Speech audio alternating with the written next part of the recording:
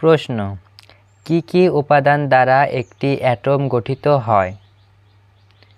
Nucleus এবং পরিক্রমণরত electron দ্বারা একটি অ্যাটম গঠিত হয়। 3 নাম্বার, যে অ্যাটম একটি ইলেকট্রন হারায় তাকে কি বলে? যে অ্যাটম একটি ইলেকট্রন হারায় তাকে কি বলে? Positive ion. উত্তর পজিটিভ আয়ন। যে অ্যাটম একটি ইলেকট্রন হারায় তাকে পজিটিভ আয়ন বলে। একটি পদার্থ যার অণুগুলোতে একই ধরনের অ্যাটম থাকে তাকে কি বলে?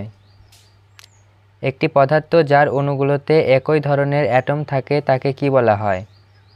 উত্তর এলিমেন্ট।